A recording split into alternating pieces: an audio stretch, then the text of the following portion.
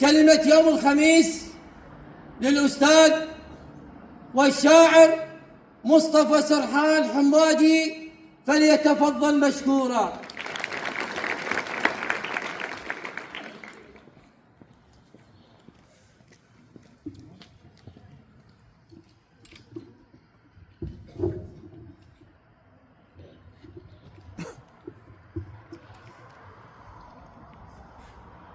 الحمد لله الذي نصرنا وأكرمنا بالنصر وأعلى راية الحق في أرضنا. الحمد لله على النصر الذي جمعنا ووحد صفوفنا، والصلاة والسلام على سيدنا محمد صلى الله عليه وسلم الذي هو قدوة في الشجاعة والتضحية من أجل الحق. السيد مدير المدرسة المحترم، زملاء الأكارم في الهيئة التعليمية، تلاميذنا الأعزاء، كان النبي محمد صلى الله عليه وسلم يسير مع صاحبه في أحد الأيام ففرقت بينهم شجرة، فلما التقيا قال النبي صلى الله عليه وسلم: السلام عليكم. فأجاب صاحبه: يا رسول الله، إننا نسير معا. فقال النبي: من سلم فله 30، ومن أجاب فله 40. فأسأل الله أن يكتب لي 30 ولكم 40. فالسلام عليكم ورحمة الله تعالى وبركاته. نقف اليوم في هذا الصباح الجميل لنستذكر معا واحدا من أعظم الأيام في تاريخ العراق المعاصر، يوم سطره رجال صدقوا ما عاهدوا الله عليه، يوم عاد فيه الوطن يرفع رأسه عاليا، إنه يوم النصر العراق العظيم. قال تعالى: وما النصر إلا من عند الله. وقال سبحانه: إن ينصركم الله فلا غالب لكم. آيات تعلمنا أن طريق النصر يبدأ بالإيمان ويقوم على الصبر ويتممه العمل والتضحية.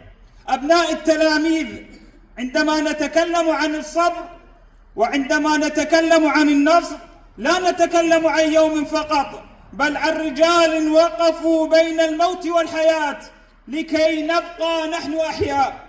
نتكلم عن قوات أمنية حملت العراق في قلوبها ووقفت على السواتر بصدور ثابتة لا تهتز أمام الخوف ولا تتراجع أمام الظلام. رجال خرجوا من بيوتهم وهم يعلمون أن الطريق قد يكون بلا عودة، لكنهم قالوا: لكي يبقى العراق نمضي. ونتكلم عن شهداء ما زالت دماؤهم تنبت في أرضنا نخيلا من العز ونورا من الكرامة، شهداء رفعوا راية الوطن فوق أرواحهم، لذلك هم أكرم منا جميعا.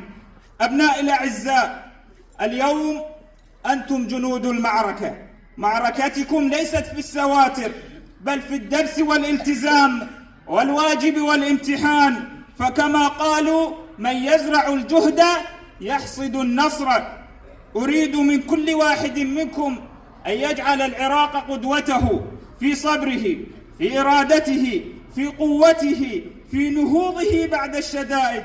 كونوا الجيل الذي يرفع اسم العراق بالعلم كما رفعه الأبطال بالسلاح والتضحية.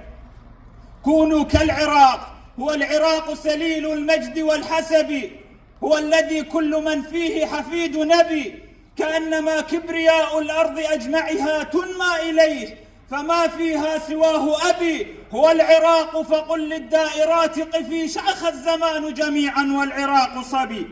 نسأل الله أن يرحم شهداء العراق وأن يحفظ أبطاله وأن يديم على وطننا الأمن والنصر، ونسأله تعالى أن يكتب لكم يا أبنائي النجاح والتوفيق، وأن يجعل مستقبلكم مشرقا كأيام النصر التي نحتفل بها اليوم.